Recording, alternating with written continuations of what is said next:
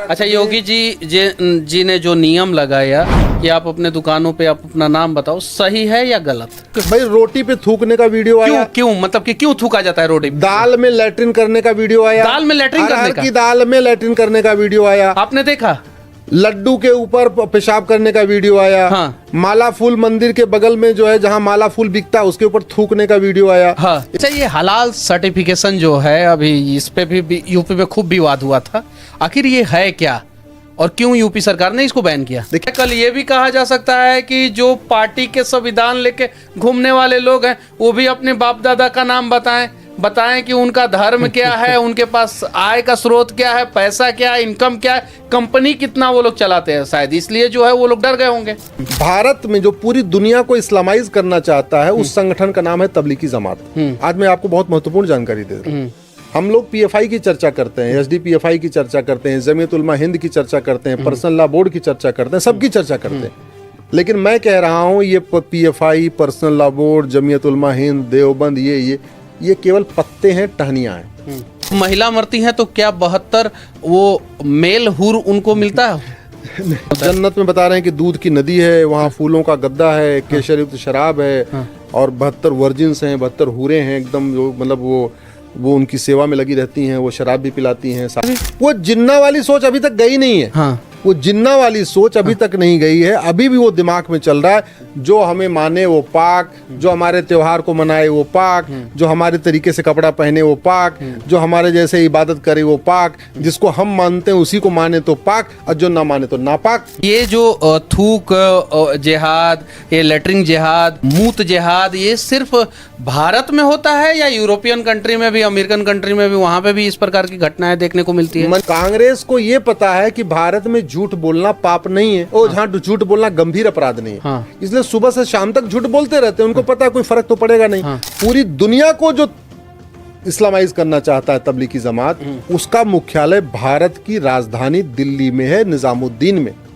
जिनका काम छीना उनके बच्चे जो है जाके पंजाब में खेतों में मजदूर बन गए और उनका काम छीन के ये लोग जो है पर डे 2000-3000 रुपया आराम से कमा लेते हैं। अब पर डे अगर 2000 रुपया कमाते तो 60,000 रुपया महीना हो गया। और ना जीएसटी देते हैं, इनकम टैक्स देते हैं। क्या फायदा होगा पूरा दुनिया को इस्लामाइज करके जो है अफगानिस्तान, पाकिस्तान, ईरान, तो सीरिया, लेबनान, सूडान, वही बात ये बना के क्या फायदा होगा? आप अपने अगर मोहल्ले में खड़े होकर लाउड स्पीकर के रोज 5 बार बोलो केवल हनुमान जी पूजा योग्य हैं, केवल हनुमान जी पूजा योग्य हैं, केवल हनुमान जी पूजा योग्य हैं, आपके गांव के लोग आपको दौड़ा लेंगे। गांव के लोग पहले परिवार वाले झगड़ा कर लेंगे, क्या पागल हो रखे हो? अरे भाई जिसको शंकर जी करना है शंकर जी करेगा, जिसको हनुमान जी करना हनुमान जी करेगा। ये जो अजान में सिखाया जाता है ना, ला इलाहा इल्लल्लाह, अल्लाह के अलावा दूसरा कोई इबादत की योग्य नहीं, ये रेडिकलाइजेशन का बीज बो देता है बच्चों के अंदर। ये योगी जी का जो नियम, योगी जी का रोल, ये उत्तर प्रदेश से बढ़ के फिर उत्तराखंड में गया। सुनने में आ रहा है कि मध्य प्रदेश सरकार भी जो है शायद से इसमें इम्प्लीमेंट करने जा रही है। इससे जो है भारत के कौन से वर्ग को फायदा होगा? माला फूल कौन खरीदता? हिंदू। हाँ। प्रसाद कौन खरीदता? हिंदू। हाँ। तो अल्टीमेटली उनको नापाक लोगों को, काफिर लोगों को गंदा करना है, ये सोच है। और वो सोच तभी जाएगी जब भारत में मुगलिया स्कूल बंद होंगे, भारत में यूनिफॉर्म एजुकेशन सिस्टम लागू होगा, कम से कम 8वीं तक देश में 1 नेशन 1 सिलेबस होगा, 1 नेशन 1 करिकुलम होगा, 1 नेशन 1 एजुकेशन बोर्ड होगा। सुप्रीम कोर्ट के वकील अश्विनी उपाध्याय हैं, ये अपना नाम नहीं बताएंगे। मैं मनीष कश्यप हूं, मैं अपना नाम नहीं बताऊंगा। नाम में क्या रखा है भाई? हम अपने दुकान के सामने नाम काहे लाख लगाएं? इन सब चीजों के बीच में योगी आदित्यनाथ का एक आदेश और सुप्रीम कोर्ट का एक योगी सरकार से जवाब। आखिर ये नाम वाला विवाद को किस नजरिए से देखते हैं सुप्रीम कोर्ट के एडवोकेट अश्विनी उपाध्याय जी? देखिए, सबसे पहले तो संविधान में एक आर्टिकल 19 है, आर्टिकल 19 है, जो ये कहता है कि सभी नागरिकों को सच जानने का अधिकार है, झूठ नहीं। सभी नागरिकों को ये सच जानने का अधिकार है कि जो वो सामान खरीद रहे हैं वो सामान किस कंपनी का बना हुआ है और उस सामान को बेच कौन रहा है। यानी मैन्युफैक्चरर का नाम भी जानने का अधिकार है और विक्रेता का नाम भी जानने का अधिकार है। 2 कानून है, एक है कंज्यूमर प्रोटेक्शन एक्ट और एक है अपना food safety act. Food safety act ये कहता है कि जो भी आप खान पान का सामान खरीदते हैं उस दुकान पे एक पूरी डिटेल लगी होनी चाहिए बेचने वाले का नाम, उसका रजिस्ट्रेशन नंबर, उसका पता, उसका कॉन्टैक्ट डिटेल भी पता होना चाहिए। कंज्यूमर प्रोटेक्शन एक्ट ये कहता है कि जो कंज्यूमर है, सब लोग कंज्यूमर है भारत में, छोटा बच्चा भी कंज्यूमर होता है, और कुछ नहीं तो कम से कम नैपकिन, तो उसके लिए नैपकिन आती है, उसके लिए दूध आता है, तो वो भी एक तरीके से कंज्यूमर है। सभी कंज्यूमर को ये जानने का अधिकार है कि जो वो कंज्यूम कर रहे हैं, जो सामान वो ले रहे हैं, वो किसने बनाया और कौन बेच रहा है। संविधान में दो फंडामेंटल राइट है, एक है राइट टू इंफॉर्मेशन, उसके बाद आरटीआई कानून बन गया, और दूसरा है राइट टू नो, जानने का अधिकार। तो मुझे लगता है कि संवैधानिक दृष्टि से भी, कानूनी दृष्टि से भी ये जरूरी है कि भारत की सभी दुकानों पे, चाहे वो ठेला है, चाहे फल की दुकान है, सब्जी की दुकान है, या कुछ भी दुकान है, सब उस विक्रेता का नाम उस पर लिखा होना चाहिए। ये खरीदार का भी अधिकार है, ये कानून भी कहता है, ये संविधान भी कहता है। फिर जब right to information, right to know, RTI, article 90, इन सब चीज़ों के बीच में योगी जी का एक छोटा सा आदेश, और पूरे देश में ऐसा लगा कि 7 से ज़्यादा रिएक्टर का जो है वो भूकंप आ गया पूरे देश में। केरल से लेके कश्मीर तक हिलने लगा, और गुजरात से लेके जो है वो अरुणाचल प्रदेश तक हिलने लगा। क्यों? और वो भूकंप लाया कौन? जो संविधान लेके घूम रहे।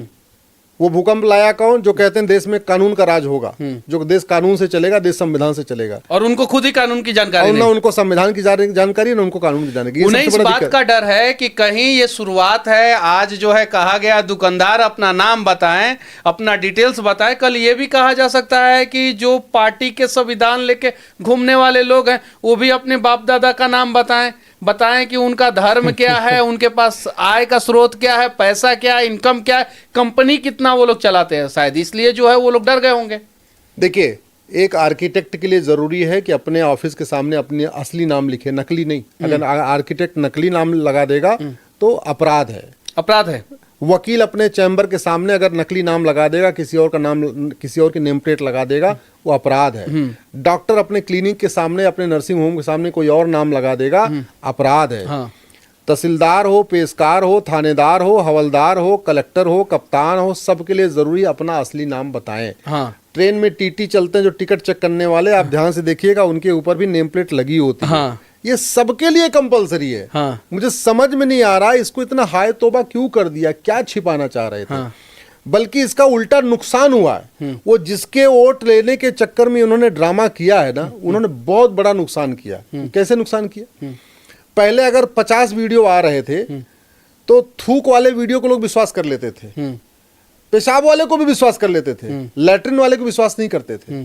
लेकिन जितना यह हंगामा खड़ा किया, जिस तरीके से 3-4 लोग सुप्रीम कोर्ट पहुंच गए स्टे करवाने के लिए, और सुप्रीम कोर्ट ने स्टे कर दिया, ये पूरी तरीके से बैकफायर हो चुका है। बैकफायर मतलब कि जिन लोगों के समर्थन में ये छोटा वाला संविधान का किताब लेके हाथ में जो है ऐसे ऐसे हिला हिला के फोटो खिंचवाने वाले, वीडियो बनवाने वाले, उनका सबसे ज्यादा नुकसान इन्होंने किया है। उन्हीं का नुकसान कर दिया। नुकसान इसलिए कर दिया, मैंने आपको पहले कहा ना कि पहले अगर व्हाट्सएप पे 10 वीडियो आ रहा था तो लोग 5 वीडियो को सही मानते थे, 5 को सोचते थे नहीं। अच्छा, ये थूक वाला, पेशाब वाला, लेटरिंग वाला, ये वीडियो है क्या? क्या ये सही है? अगर सही है तो ऐसे अपराधी क्या पकड़े जाते हैं? बिल्कुल, ये फैक्ट है। क्या थूक मतलब कि थूक, भाई रोटी पे थूकने का वीडियो आया। क्यों मतलब कि क्यों थूका जाता है रोटी? दाल में लैट्रिन करने का वीडियो आया। दाल में लैट्रिन करने का? दाल में लैट्रिन करने का वीडियो आया, आपने देखा? लड्डू के ऊपर पेशाब करने का वीडियो आया। हाँ। माला फूल मंदिर के बगल में जो है जहां माला फूल बिकता है उसके ऊपर थूकने का वीडियो आया। हाँ। एक प्रसाद, यानी जो आप माला खरीद रहे हैं वो थूक वाला माला जो है भगवान को चढ़ा रहे हैं। थूक नहीं, पेशाब करने का वीडियो आया। प्रसाद जो है आपका पेशाब वाला है। हाँ। आप जो खाना खा रहे हैं वो लेटरिंग वाला खाना खा रहे हैं, यानी आपके खाने में किसी ने लेटरिंग कर दिया, टट्टी कर दिया। हाँ। ऐसे ऐसे बहुत सारे वीडियो आए हैं। मतलब कि ये फैक्ट है या हवाई बात है? नाले के पानी से बिरयानी, वो तो मैंने भी देखा है, नाले के पानी से बिरयानी बनाई जा रही है। हाँ। तो बिरयानी तो हम ही लोग खाएंगे ना। समोसे में जो है गौ का मांस बड़ौदा पुलिस ने पकड़ा है। इसलिए मैंने कहा कि ये जो लोगों ने हंगामा कर दिया ना, वो हंगामा करके उनका जो शक था खास तौर पे वो यकीन में बदल गया। पहले 10 वीडियो आते थे, लोग 5 भी विश्वास करते थे, 5 को नजरअंदाज करते थे। अब 10 वीडियो आ रहा है, लोग 10 के 10 को देख रहे हैं और उसको पूरा विश्वास कर रहे हैं और अलर्ट हो चुके हैं। ये खाने में मतलब कि लेटरिंग क्यों करते हैं, खाने में पेशाब क्यों करते हैं, मतलब क्या है? देखिए, थूकते क्यों है खाने में? ये पूरी एक पाक नापाक की सोच है। हराम हलाल की सोच है। हाँ। जब ये हो गया कि भाई जो मजहब मैं मानता हूँ हाँ। उसको जो मानेगा पाक, हाँ। जो नहीं मानेगा नापाक। भारत और पाकिस्तान का विभाजन कैसे हुआ? मतलब भारत का विभाजन कैसे हुआ, एक नया पाकिस्तान कैसे बना? उस समय ये कहा गया कि भाई हम लोग पाक हैं, हम पाक मजहब फॉलो करते हैं, और जो हमारे मजहब को नहीं फॉलो करता वो नापाक है, और पाक नापाक एक साथ नहीं रह सकते, इसलिए हमें अलग देश चाहिए, तो पाकिस्तान बन गया। क्या पाकिस्तान में भी लोग जो है खाने में मूतते हैं, थूकते हैं? पाकिस्तान में भी वो जिन्ना वाली सोच अभी तक गई नहीं है। हाँ। वो जिन्ना वाली सोच अभी तक नहीं गई है, अभी भी वो दिमाग में चल रहा है, जो हमें माने वो पाक, जो हमारे त्योहार को मनाए वो पाक, जो हमारे तरीके से कपड़ा पहने वो पाक, जो हमारे जैसे इबादत करे वो पाक, जिसको हम मानते हैं उसी को माने तो पाक, और जो ना माने तो नापाक। अब जो नापाक है उसका सर्तन से जुदा भी किया जा सकता है, उसको जो नापाक है उसके ऊपर थूका भी जा सकता है, जो नापाक है उसको गंदा भी किया जा सकता है, जो नापाक है वो जिसकी पूजा करता है उसके माला फूल पे थूक दो, उसके माला फूल पे पेशाब कर दो, जो नापाक है उसके देवताओं का जो प्रसाद चढ़ाया जाता है उसमें पेशाब कर दो, लैट्रिन कर दो, उसके लड्डू में लैट्रिन कर दो। ये सब वो सोच के कारण हो रहा है। तो मूल बात ये है कि क्या, अच्छा, ये जो थूक जिहाद, ये लेटरिंग जिहाद, मूत जिहाद, ये सिर्फ भारत में होता है या यूरोपियन कंट्री में भी, अमेरिकन कंट्री में भी, वहां पे भी इस प्रकार की घटनाएं देखने को मिलती है? मनीष जी, हमारे ही वेदों में लिखा हुआ है, सठे साठ्यम समाचरित, रामचरितमानस में भगवान श्री राम ने कहा, भय बिन होए न प्रीत। इंसान को सुधारने का दो ही तरीका हो, शिक्षा में संस्कार होना चाहिए और कानून का खौफ होना चाहिए। चूंकि हमारे यहाँ मुगलिया स्कूल चल रहे हैं आज भी। मुगलिया स्कूल जो मुगलों ने शुरू किया। मुगलिया स्कूल क्या होता है? मदरसा। मदरसा। हाँ। तो सऊदी अरबिया में मदरसा नहीं चलता है? वहां उन्होंने एकदम कंट्रोल कर लिया है, वहां पे मतलब बता दिया है कि क्या पढ़ाना है क्या नहीं पढ़ाना, किताब को स्टैंडर्ड, उसको स्टैंडर्ड बना दिया है। हमारे यहाँ तो मुगलिया स्कूलों में क्या पढ़ाया जाता है, आपने आज तक किसी ने किताब ही नहीं देखी, वो पढ़ा क्या रहे। दूसरा, भारत में जो पूरी दुनिया को इस्लामाइज करना चाहता है उस संगठन का नाम है तबलीगी जमात। आज मैं आपको बहुत महत्वपूर्ण जानकारी दे रहा हूँ। हम लोग पीएफआई की चर्चा करते हैं, एसडीपीएफआई की चर्चा करते हैं, जमीयत उलमा हिंद की चर्चा करते हैं, पर्सनल लॉ बोर्ड की चर्चा करते हैं, सबकी चर्चा करते हैं। लेकिन मैं कह रहा हूँ ये PFI, personal law board, Jamiat Ulama Hind, Deoband, ये केवल पत्ते हैं, टहनियाँ हैं। इसका असली पेड़ है तबलीगी जमात। और पूरी दुनिया को जो इस्लामाइज करना चाहता है तबलीगी जमात, उसका मुख्यालय भारत की राजधानी दिल्ली में है, निजामुद्दीन में। हाँ। जो पूरी दुनिया को इस्लामाइज करना चाहता है, 150 देशों में काम करता है, जो पूरी दुनिया को इस्लामाइज कर तबलीगी जमात के ऊपर। अच्छा, क्या फायदा होगा पूरा दुनिया को इस्लामाइज करके? जो है अफगानिस्तान, पाकिस्तान, ईरान, तो सीरिया, लेबनान, सूडान, बस वही बात ये है। बना के क्या फायदा होगा? कुछ नहीं, बस उनको कुल मिला के है कि पहले दूसरे को मारो फिर अपने को मारो। पुरुषों की बल्ले बल्ले हो जाएगी, महिलाएं दासी बन जाएंगी। भाई पुरुषों की बल्ले बल्ली कैसे? अफगानिस्तान में जो है पुरुषों के साथ भी ये ऐसा हो रहा है, सूडान में जो है बम गिर जा रहा है, आप गाजा में देख लीजिए, आप ईरान में देख लीजिए, इराक में देख लीजिए। इस रेडिकलाइज सोच है, इसका मूल कारण क्या आपको बताता हूं। आप किसकी पूजा करते हो? हम तो भगवान की पूजा नहीं, भगवान में किस, हनुमान जी की करते हो, शंकर जी करते हो, सबकी पूजा करते हो। चलो मान लो आप केवल हनुमान जी की पूजा करते हो। हाँ। आप अपने अगर मोहल्ले में खड़े होकर लाउड स्पीकर के रोज 5 बार बोलो, केवल हनुमान जी पूजा योग्य हैं, केवल हनुमान जी पूजा योग्य हैं, केवल हनुमान जी पूजा योग्य हैं, आपके गांव के लोग आपको दौड़ा लेंगे। गांव के लोग पहले परिवार वाले झगड़ा कर लेंगे, क्या पागल हो रखे हो? अरे भाई, जिसको शंकर जी करना है शंकर जी करेगा, जिसको हनुमान जी करना है हनुमान जी करेगा, तुम्हें हनुमान जी करना है करो, हम तो देवी जी की करेंगे। तो क्या हुआ, ये लिबरल थॉट्स आ गए। यहाँ कोई कॉन्फ्लिक्ट नहीं कर रहा एक दूसरे के साथ। ये जो अजान में सिखाया जाता है ना, ला इलाहा इल्लल्लाह, अल्लाह के अलावा दूसरा कोई इबादत की योग्य नहीं है, ये रेडिकलाइजेशन का बीज बो देता है बच्चों के अंदर। और यही जब बच्चे बड़े होते हैं तब फिर उनको कुछ और बातें सिखाई जाती हैं और कहानियां बताई जाती हैं। ये धीरे धीरे रेडिकलाइजेशन, हम लोग कुरान पे चर्चा करते हैं, हदीस पे चर्चा करते हैं, अजान पे चर्चा नहीं करते। बच्चा कुरान हदीस तो बड़ा होके पढ़ता है बचपन से। अच्छा, मोहम्मद साहब ने तो एक खूबसूरत धर्म बनाया था, बहुत अच्छा, मतलब कि दुनिया को शांति का संदेश देने के लिए। फिर आखिर ये हुआ क्या कि सबसे ज्यादा? देखिए, मैं इसका पूरा एक्सपर्ट नहीं हूँ। हाँ। कि मैं इसके बारे में ज्यादा कुछ कह सकूं। मैं तो कानून का विद्यार्थी हूँ, मैं संविधान जानता हूँ। मेरा ये कहना है कि भारत का संविधान कहता है इक्वलिटी, जस्टिस, लिबर्टी। अच्छा, कुरान में तो कहीं नहीं लिखा हो गया होगा ना कि आप थूक दीजिए किसी के खाने में? पता नहीं, मुझे नहीं पता है, लेकिन वसीम रिजवी ने कुरान की कुछ आयतें चैलेंज किया था, 25-26 आयतें चैलेंज किया था, मामला सुप्रीम कोर्ट में आया था। हाँ।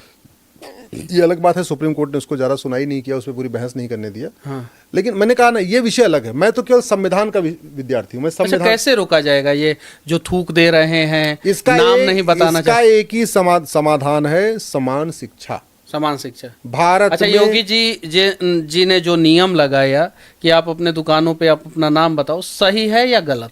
मैं बिल्कुल उस योगी जी के डिसीजन से बिल्कुल सहमत हूँ। क्यों सहमत है? क्या नेम प्लेट लगना चाहिए। राइट टू नो हमारा फंडामेंटल राइट है, राइट टू इन्फॉर्मेशन हमारा फंडामेंटल राइट है, फूड सिक्योरिटी कहता है। फिर सुप्रीम कोर्ट ने बीच में अड़ंगा क्यों डाल दिया? सुप्रीम कोर्ट ने केवल ये कहा कि ये जो आपने इम्प्लीमेंट किया है, आपको शासन स्तर से बाकायदा एक नोटिफिकेशन लाना चाहिए था और पूरे राज्य में लागू करना चाहिए था। आपने एक एरिया में क्यों कर दिया? ओ, मतलब कि सुप्रीम कोर्ट भी कह रहा है कि आप पूरे राज्य में मैं तो कह रहा हूँ कि पूरे देश में लागू करना चाहिए। ये तो कानून पूरे देश में लागू कौन करेगा? राज्य सरकारों को करना है भाई। पार्लियामेंट राज्य सरकार करेगा या केंद्र सरकार करेगा? नहीं, पार्लियामेंट कानून तो 2006 में बन चुका है। 2006 में बाकायदा कंज्यूमर ये अपना फूड सेफ्टी एक्ट, कि आप अपने जहां अपने राज्यों में लागू करो। राज्यों ने उसको लागू नहीं किया है। हाँ, मतलब कि 2006 में ये कानून आ चुका है, पार्लियामेंट से पास हो चुका है। पार्लियामेंट से कांग्रेस की सरकार में, कांग्रेस की सरकार कांग्रेस की सरकार में ये कानून बना कि आप अपने दुकान पे आप अपना दुकान का लाइसेंस नंबर, नाम, मोबाइल नंबर सब कुछ लीक हो। और आज वही कांग्रेस के लाडले जो है ये छोटा सा किताब लेकर ऐसे कह रहे हैं और बोल रहे हैं कि ये संविधान है, और संविधान की जानकारी नहीं है उनको। कांग्रेस को पता है कि जनता हर चीज को, कानूनों के बारे में जानती नहीं है। उनको ये पता है जितना झूठ बोलो वो फैल जाएगा। और कांग्रेस घटिया कानून का फायदा उठा रही है। कैसे? कांग्रेस के नेताओं को पता है, कांग्रेस के पास पूरी बड़ी बैटरी है वकीलों के, बिग जितने। कौन सा बैटरी? लिथियम आयन बैटरी या कौन सा? सारे बड़े उनके पास। आप सुप्रीम कोर्ट में देख लीजिए, उनके पास बड़ी बैटरी है उनके पास। हमारे भी केस में जो है एक बड़ी बैटरी जो है वो एनएसए के विरोध में वहां तमिलनाडु सरकार की तरफ से अपियर होते थे। बड़े, मतलब कि बहुत बड़े बैटरी थे वो। तो कांग्रेस को ये पता है कि भारत में झूठ बोलना पाप नहीं है, और जहां झूठ बोलना गंभीर अपराध नहीं है। इसलिए सुबह से शाम तक झूठ बोलते रहते हैं। उनको पता है कोई फर्क तो पड़ेगा नहीं। आम जनता इसलिए विश्वास कर लेती है कि यार ये फला नेता ने ये बात कही थी। अच्छा, ये नाम लिखने से फायदा क्या क्या होगा? नाम लिखने का बहुत लिमिटेड फायदा होगा मनीष जी, लेकिन मैं इसको कंक्लूड ये करना चाहूंगा कि नाम लिखने से वो पाक नापाक की सोच खत्म नहीं होगी। पाक नाम लिखने से हलाल हराम की सोच नहीं खत्म होगी। नाम लिखने से केवल इतना हो जाएगा, आइडेंटिटी हो जाएगी। अच्छा, ये हलाल सर्टिफिकेशन जो है, अभी इस पे भी यूपी में खूब विवाद हुआ था। आखिर ये है क्या और क्यों यूपी सरकार ने इसको बैन किया? देखिए, भारत में जितने खान पान के सामान है उस पर एक ही मुहर लगनी चाहिए, FSSAI की। वो ऑलरेडी संस्था बनी हुई है। लेकिन उसके पैरेलल में एक इकोनॉमी ये चल रही है, हलाल इकोनॉमी। और उस पे जो है बाकायदा कुछ संगठन है। आपको पता है बिल्डिंग भी जो है हलाल अप्रूव्ड होता है, कपड़े भी हलाल अप्रूव्ड, जूते का पॉलिश तक हलाल हो गया है। मतलब मोची जिससे सामान पॉलिश करता है, वो पॉलिश से उस पे भी हलाल तक आ चुका है। मतलब होता क्या है ये? वो एक अलग से ठप्पा लगा देते हैं, उसके बदले पैसा लेते हैं बस। और उसके बदले में एक बाकायदा यहाँ 50,000 करोड़ की एक अलग से हलाल इकोनॉमी खड़ी हो गई है। 50,000 करोड़ पैसे से क्या हो रहा है? उस पैसे से घुसपैठियों को बसाया जा रहा है, धर्मांतरण कराया जा रहा है जगह जगह। मतलब तो ये आपको पता है क्या? सरकार को नहीं पता है? मुझे नहीं लगता कि IB को नहीं पता होगा। तो सरकार को अगर पता है तो सरकार जो है इस पे क्या कर रहा है, क्या एक्शन ले रहा है? भगवान जाने क्या एक्शन रहा है। मेरे समझ से भारत में 1 नेशन 1 फूड कोड लागू होना चाहिए। और सभी फूड के प्रोडक्ट पे केवल FSSAI की मुहर होनी चाहिए। बाकी जितनी मुहर है इसको लगाना बैन कर देना चाहिए। अब ये हलाल इकोनॉमी। अच्छा, ये जो लोग थूक देते हैं उनका वीडियो वायरल होता है, कभी इनको जेल जाते हुए हम लोगों ने नहीं देखा? या मैंने कहा ना कि चूंकि भाई चीन में कोई नहीं थूकता, पेशाब करता, लैट्रिन करता खाने पे। जापान में कोई खान पान के सामान पे थूकता, पेशाब करता। अच्छा, वो लोग जो थूकते हैं। अच्छा, बाकी छोड़ो। दुबई में इतने लोग रहते हैं। दुबई में तो मुस्लिम भी रहते हैं, हिंदू भी रहते हैं। आपने कभी दुबई में सुना कि किसी व्यक्ति ने सामान पे थूका हो, अच्छा, पेशाब किया हो, लैट्रिन किया हो? ये लोग खाने के सामान पे जो थूकते हैं, पेशाब करते हैं, लैट्रिन करते हैं, वो सामान जो है सिर्फ हिंदू लोग खरीदते हैं या दूसरे लोग भी खरीदते हैं? नहीं, समझे नहीं। चूंकि साफ सफाई रखता कौन है? साफ सफाई तो माला फूल कौन खरीदता? हिंदू। प्रसाद कौन खरीदता? हिंदू।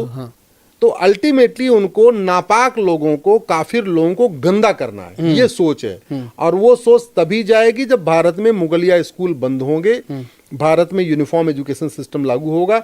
कम से कम 8वीं तक देश में वन नेशन वन सिलेबस होगा, वन नेशन वन करिकुलम होगा, one nation one education board होगा।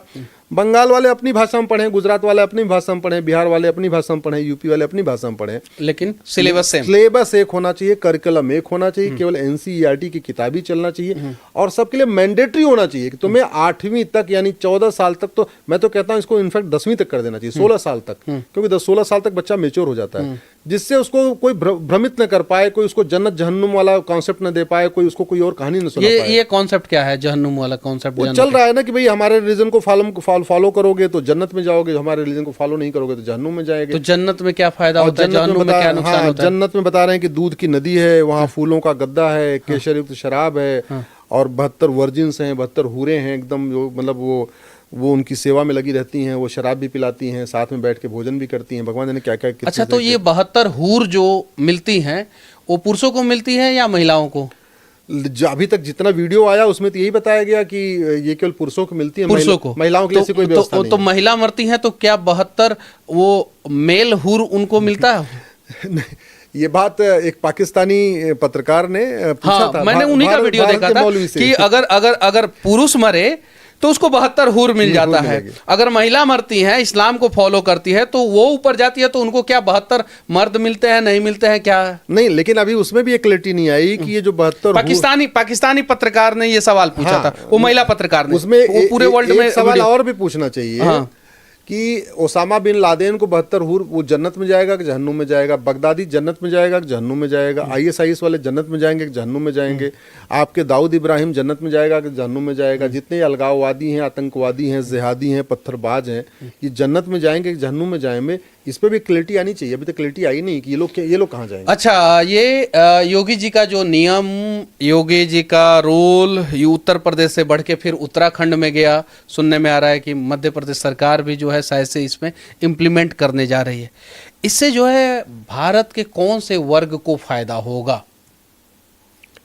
मुझे लगता है जितनी ट्रांसपेरेंसी होगी वो तो सबको फायदा होगा, सबको। जितना मुझे लगता है कि इससे सबसे ज्यादा जो है हमारे दलित भाइयों को, OBC के भाइयों को फायदा होगा, क्योंकि उनका जो प्राइमरी बिजनेस था उसे किसी और ने नाम बदल के हथिया लिया। भाई लोहार वाला काम छिन गया, धोबी वाला काम छिन गया, बढ़ई वाला काम छिन गया, पान वाला काम छिन गया, सब्जी वाला काम छिन गया, कुम्हार वाला छिन गया। तो सारा काम तो छिनता, जो बाकायदा मैकेनिक वाला काम छिन गया तो सारा काम छिनता, जो भाला बनाते थे, गड़ासा बनाते थे। पहले कम इन्वेस्टमेंट में आप जो इजीली वर्क कर सकते थे वो सारा काम जो है छिन गया।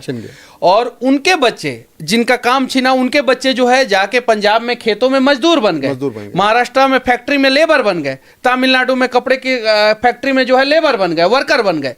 और उनका काम छीन के ये लोग जो है पर डे 2000-3000 रुपया आराम से कमा लेते हैं। अब पर डे अगर 2000 रुपया कमाते तो 60,000 रुपया महीना हो गया। और ना जीएसटी देते हैं, ना इनकम टैक्स देते हैं, ना जीएसटी ना इनकम टैक्स। और 60,000 रुपया महीना अगर आप कमाते हैं तो आपको किसी फैक्ट्री में जाके मजदूरी करने की जरूरत ही नहीं है। तो ये जो OBC समाज के बड़े बड़े नेता हैं, दलित समाज के बड़े बड़े नेता हैं, इन्होंने बताया ही नहीं कि इनका हक आखिर किसने मारा। नहीं, इनफैक्ट दलितों के और पिछड़ों के जो सबसे बड़े दुश्मन हैं वो हमारे देश में रिजर्वेशन के नाम पे जो इन्होंने पूरा भ्रमित कर दिया हमारे युवाओं को। भाई दर्जी वाला काम सारा छीन लिया, ठीक है, कपड़े वाला काम सारा छीन लिया, धोबी वाला काम सारा छीन लिया। आप देखो ना, जितने काम वो करते थे वो सारा का सारा छीन लिया और आज बेचारे उनको मजदूर बना दिया या बेरोजगार बना दिया। वो बेरोजगारी भत्ता पे जिंदा है या पॉलिटिकल पार्टियों के, या किसी फैक्ट्री में जाके 300 से 500 रुपया पर डे पे जिंदा है, जो आराम से जो है अपना काम कर सकते थे, घर में रहते, इज्जत के साथ रहते हैं। और धीरे धीरे शुरुआत करते, कल को अंबानी बनते। वो